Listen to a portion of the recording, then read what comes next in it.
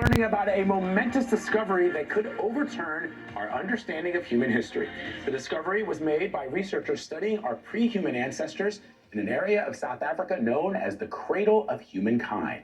They now believe those ancestors may have had a head start in using fire as a tool. Deborah Pata shows us why that is so important.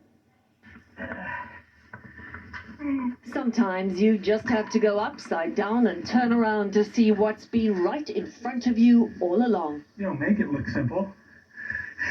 That's renowned paleoanthropologist Lee Berger talking to an orange-clad team member hanging upside down in the Rising Star Caves just outside Johannesburg. Dubbed underground astronauts, they've made a profound discovery. We're in the tunnel. Turns out humans are not so special after all. Just because we've been by it 100 times doesn't mean we've seen it. Nearly 10 years ago, Berger and his team first discovered a new species here, Homo naledi, one of our non-human ancestors. Great work. Beautiful. He drew sharp criticism for hypothesizing that the creature was deliberately placing its dead in a dark and dangerous underground chamber that no one believed was possible to navigate without light. And the reason they didn't believe it was because Homo naledi, with its tiny little brain, just bigger than a chimpanzee, couldn't have had fire. The controlled use of fire was supposedly unique to humans.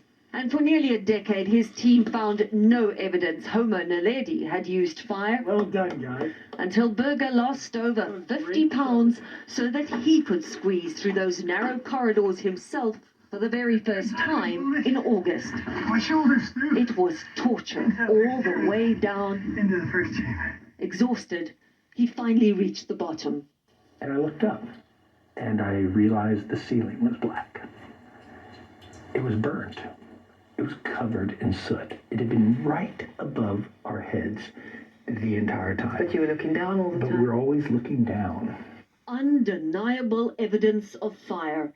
On that very same day, his lead investigator, paleoanthropologist Kanilwe Molopiani, was making another remarkable find nearby. And then pieces of bone start coming out, burnt bone, and I'm just like, okay.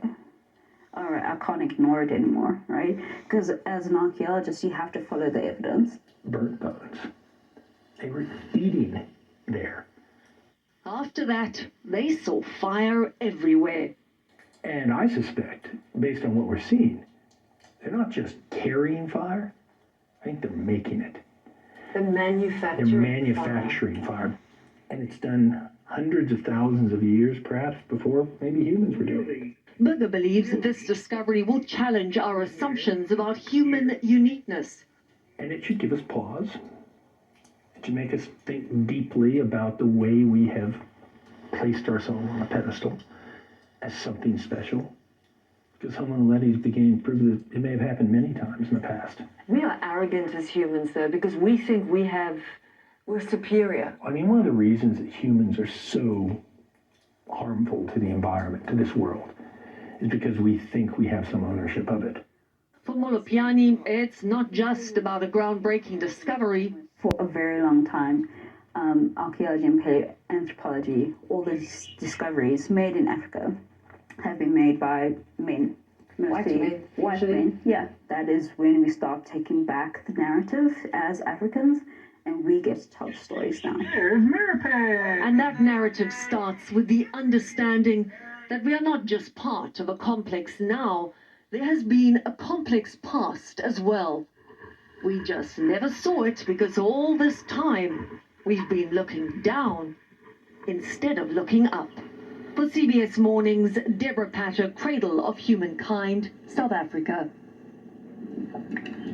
What a fascinating story. Just a mind-blowing story. That scientist who lost 50 pounds so he could get down and ship into that little cave, and then he looks up and he sees that there's fire evidence on the ceiling. To understand. Yes. That's dedication, Lucy. Dedication. That's hey, whatever motivates you. Right? Yes. Just to understand human evolution, to understand that as we all originated from this cradle of civilization in Africa, from the very first proto-human Australopithecus afarensis to these new discoveries that they're finding is remarkable. Okay, Mr. Scientist over there. Yes, I know. What was that word? Australopithecus afarensis is one of the... Did you see how that just flowed off of his tongue? There was Africanus, and then of course we get into the Homo erectus, Homo habilis, Tony, I really hope your Google it daughter. later. Oh, What do you say?